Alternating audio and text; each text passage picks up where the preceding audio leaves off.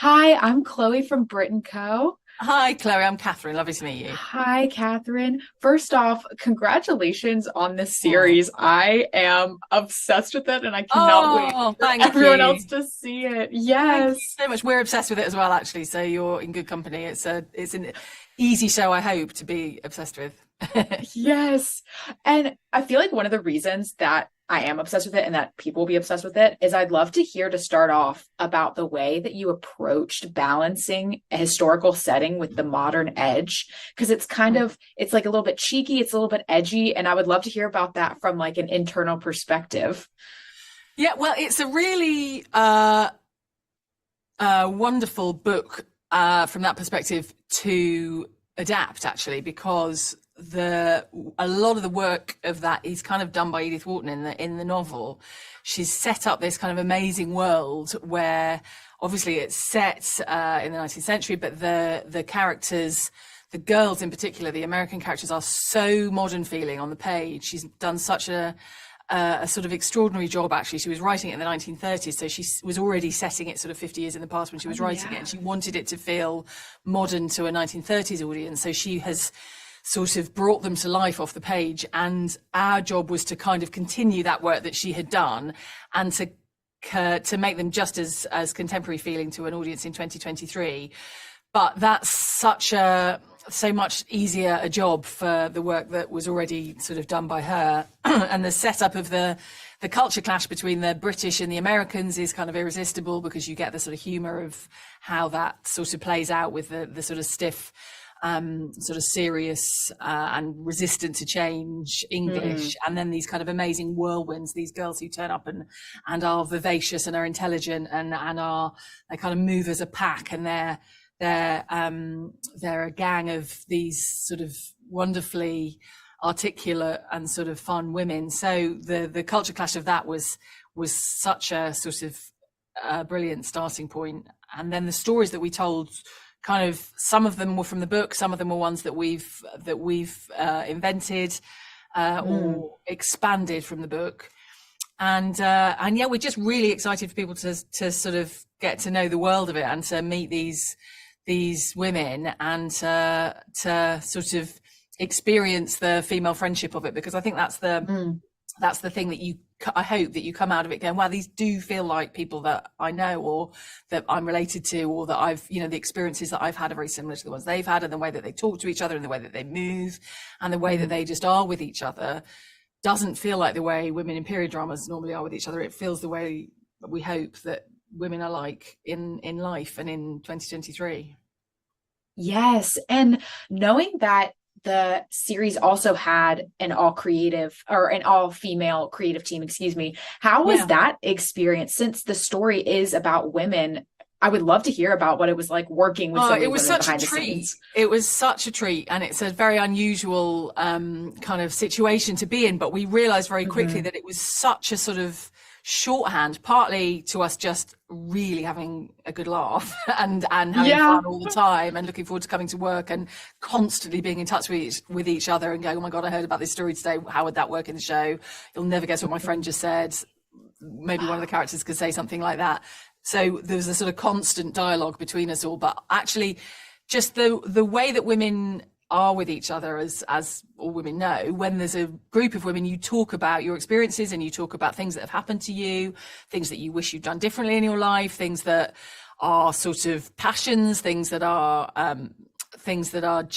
jealousies that we have, the fears we have. I think women are Mm. very good at, largely speaking, not in all cases, but um, generally women are very good at sharing experiences and confidences, and certainly we had that experience in the writers' room, that we were just all constantly telling each other things that had happened to each other and things that had happened to people, to friends of ours, and trying to sort of work that into the fabric of the show. So it was amazing. And then once we were in production, obviously there were men involved Yeah. in the crew and in the cast and in the production team further down the line. But then we wanted to sort of reflect that, and so the soundtrack is all women and is all female, Mm. and the obviously the spirit of the show. it should make clear that the male characters are great as well, and really hope that the male characters and the male friendships are as rich and as are sort of surprising and exciting as the female friendships. But the heart of the show, although there's romance aplenty, and there's, you know, all of our female characters have romances in various ways over the course of the series, some of them smoother than others. But absolutely the love story of the show is these five girls, and the way that they will always be there for each other no matter what they've done to each other. Yes. And the whole tagline of I do is just the beginning, and that idea that that is an important part, but there's more. What do you kind of hope viewers take away when they watch this series with their girlfriends or with their roommates, etc.? I think that there's more to life than finding a partner, actually. And we've all been young women, and we've all been older women who are told and who are conditioned to sort of think that finding romantic love is the absolute be all and end all of your life. And if you're lucky, then that is an extraordinary thing to find. But actually, those relationships can come and go. And I've been married for 17, 18 years. And it's, you know, I'm very happily married, but the marriage shouldn't be the end of the story. I mean, that's the beginning of the story. Once you're, you know, as anybody who's been married for any length of time will tell you, that's when the sort of work starts. That's when the excitement starts, if you're lucky, and the adventure and the kind of growing together and the next sort of chapter, which ends up being the main chapter, really happens. But if you don't find that, and if you have female friendships, then I mean, how lucky are you? Because female friendships are the best thing that you can find in life, really. And those kind of platonic relationships can be equally, if not more, sort of fulfilling and exciting and nourishing and comforting as romantic love. And that's you know, I think I've got a daughter who's 15 tomorrow, and she has watched the show and liked it very much. And I hope that girls and young women will watch it and sort of feel that thrill of adventure and of having new experiences and experiencing it all with your friends. But I also hope that women my age and older and sort of all ages will watch it and go, gosh, yeah, that was what it was like to be young, and wasn't it sort of brilliant and terrifying? But also that the older female characters, the mothers and the dowager who's the Duke's mum, who I just think is a fantastic character, and Mrs. St. George, who's amazingly played by Christina Hendricks. Those characters are so well rounded, I hope, and sort of well drawn, that there is something to be said about women of all ages. I think it's about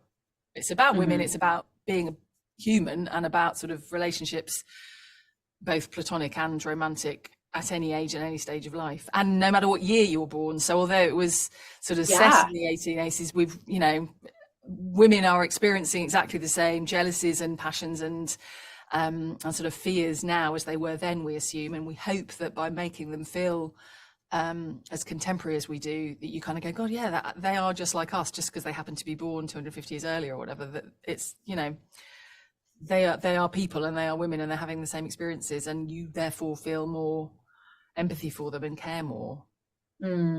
Yes. Oh, I love that. Yeah. Well, thank you so much for taking the time to chat with me. I hope your daughter has a great birthday tomorrow. Thank you. That's so nice. I'll tell her. She'll be really thrilled. Thank you so much. Lovely to meet you. Bye-bye. Lovely to meet you too.